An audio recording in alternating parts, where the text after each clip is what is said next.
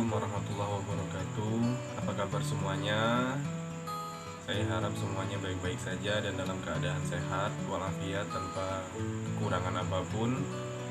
Kembali lagi kita bertemu dalam mata kuliah Teori Ekonomi Makro, pertemuan yang ketiga. Dalam pertemuan ini kita akan membahas tentang teori permintaan dan penawaran.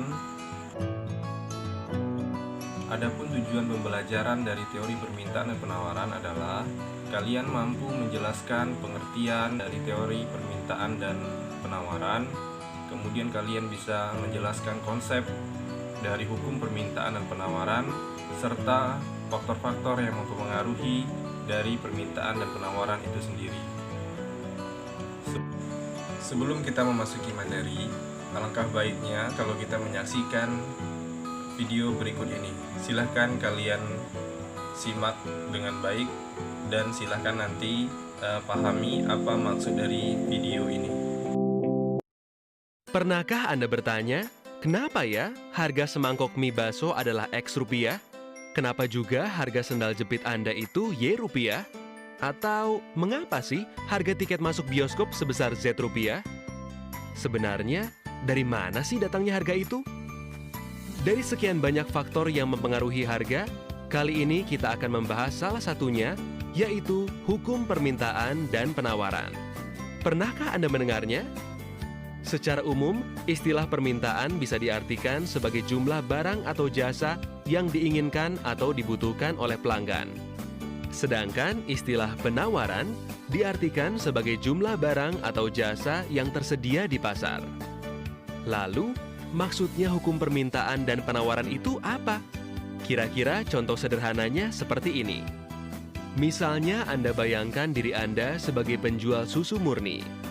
Dengan mempertimbangkan berbagai ongkos dan keuntungan yang ingin Anda peroleh, anggap saja Anda menjualnya dengan harga Rp5.000. Orang-orang mulai berdatangan membeli susu murni di kedai Anda. Dari anak sekolahan, ibu-ibu arisan, sampai bapak-bapak yang hobinya badminton. Namun, karena sudah habis terjual, orang-orang jadi pindah mencari susu murni ke kedai pesaing Anda. Wah, ternyata pesaing Anda pasang harga di Rp6.000 dan masih laku juga. Duh, coba kalau Anda nggak kehabisan susu murni. Anda pasti masih bisa jualan, bahkan menambah keuntungan Anda. Anda menghubungi supplier untuk menambah stok susu murni Anda ya? Nah, karena stok sudah tersedia, orang-orang mulai datang lagi ke kedai Anda kan? Permintaan susu murni ternyata sangat banyak ya. Ini jadi kesempatan Anda untuk terus mendapatkan keuntungan yang lebih banyak lagi.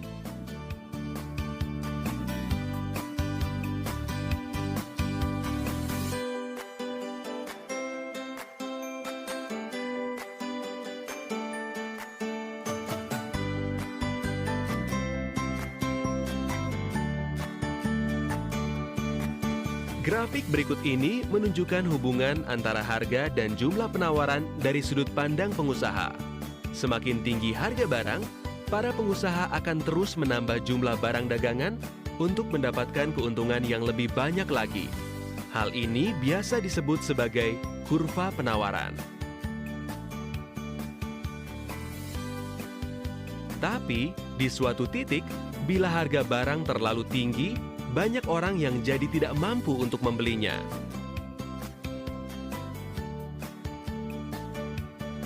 Dan dengan banyaknya jumlah persediaan barang yang ada, Anda malah jadi kelebihan stok. Lalu, apa yang akan Anda lakukan? Anda tidak akan berputus asa, bukan?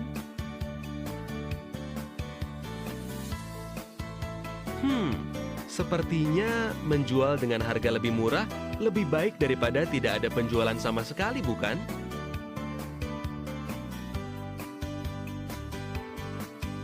Wow, ternyata pesaing Anda juga terus menurunkan harga susu murninya ya?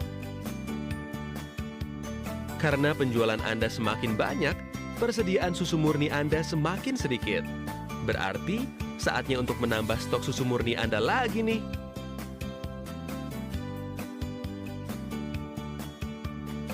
Pada grafik ini ditunjukkan hubungan antara harga dan jumlah permintaan dari sudut pandang pelanggan. Semakin tinggi harga barang, semakin rendah permintaan karena semakin tidak terjangkau oleh para pelanggan. Tapi, bila harga barang semakin murah, permintaan akan terus bertambah. Hal ini biasa disebut sebagai kurva permintaan. Nah, apabila Anda bandingkan kurva permintaan pelanggan dengan kurva penawaran pengusaha, bisa Anda lihat arah keduanya yang saling berlawanan. Di satu sisi, para pelanggan ingin belanja dengan harga lebih murah. Di sisi lain, para pengusaha ingin mendapatkan keuntungan lebih banyak. Namun ada satu kondisi di mana keinginan pengusaha dan keinginan pelanggan saling bertemu, yaitu pada titik di mana kedua kurva saling berpotongan. Titik ini biasa disebut sebagai titik equilibrium atau titik keseimbangan harga. Hal ini menggambarkan kondisi di mana jumlah barang dan harga yang diinginkan oleh para pelanggan sesuai dengan jumlah barang dan harga yang ditawarkan oleh para pengusaha. Hehehe, sangat indah bukan?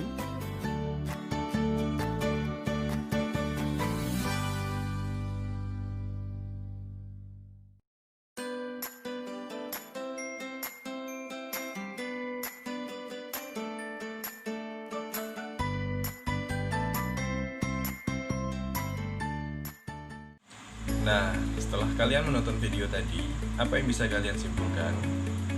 Saya harap kalian bisa menyimpulkan. Yang pertama adalah bahwa permintaan itu ditinjau berdasarkan sudut pandang konsumen, sedangkan penawaran itu ditinjau berdasarkan sudut pandang dari produsen ataupun penjual. Semakin tinggi harga barang, maka konsumen cenderung akan menahan pembelian atau kemampuan uang yang mereka miliki itu mengalami pengurangan nilai dibandingkan dengan harga barang yang ada, sehingga konsumen mendapat sedikit barang yang bisa mereka beli. Sedangkan ketika harga tinggi, maka produsen ataupun penjual mereka akan berlomba-lomba menawarkan stok yang ada. Seberapapun stok yang ada, mereka akan tawarkan kepada konsumen. Itulah bagaimana hukum permintaan dan penawaran berlaku. Jadi, apa pengertian permintaan dan penawaran menurut sudut pandang kalian? Saya harap kalian semua memiliki pengertian permintaan dan penawaran berdasarkan sudut pandang kalian sendiri.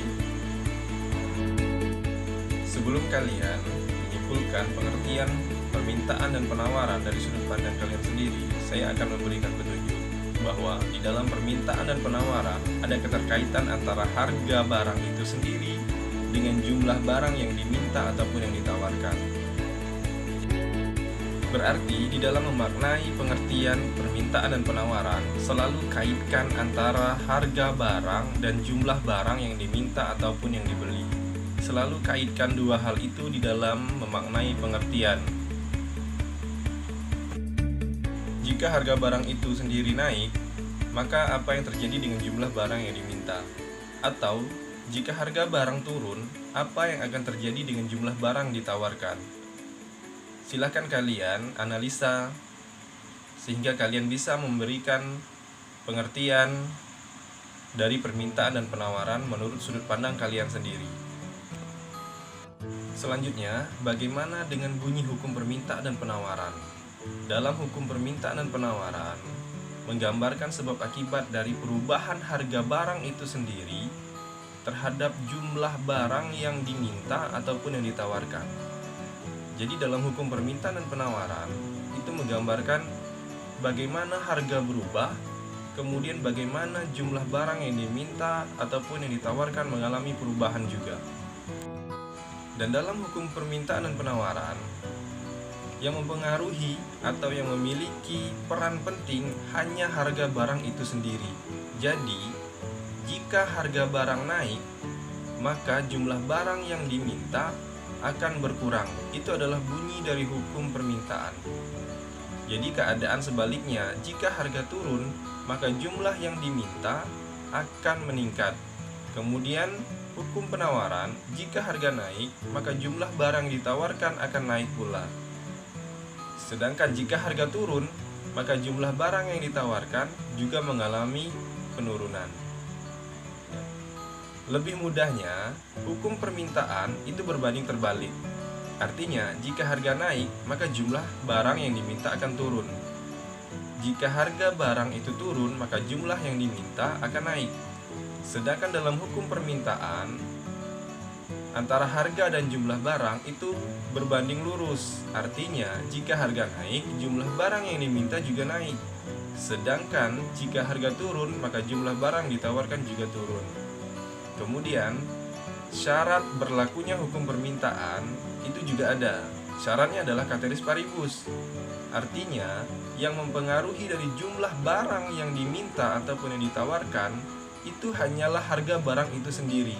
Sedangkan yang mempengaruhi jumlah barang yang diminta ataupun yang ditawarkan itu dianggap tetap atau tidak memiliki pengaruh. Jadi itu adalah syarat dari berlakunya hukum permintaan dan penawaran, yang biasa disebut dengan ceteris paribus.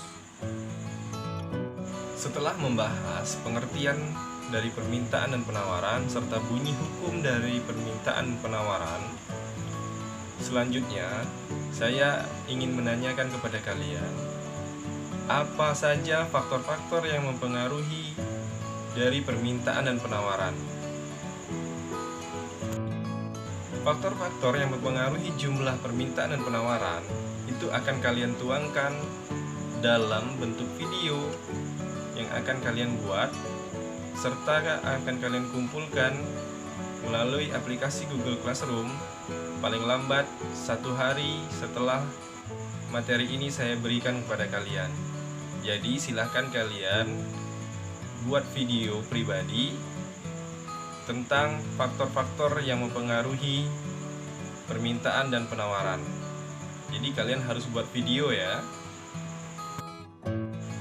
Cukup sekian materi kita pada kesempatan kali ini. Saya harap kalian sudah bisa memahami pengertian dan bunyi hukum dari permintaan dan penawaran.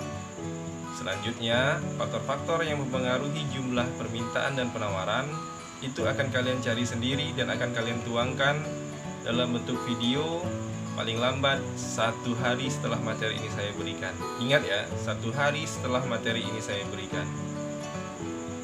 Sampai ketemu di pertemuan berikutnya. Semoga kita sehat selalu dan selalu dalam lindungan Allah Subhanahu wa Ta'ala, Tuhan yang Maha Kuasa. Terima kasih atas perhatian. Saya mohon maaf jika ada kekurangan. Saya akhiri. Wassalamualaikum warahmatullahi wabarakatuh.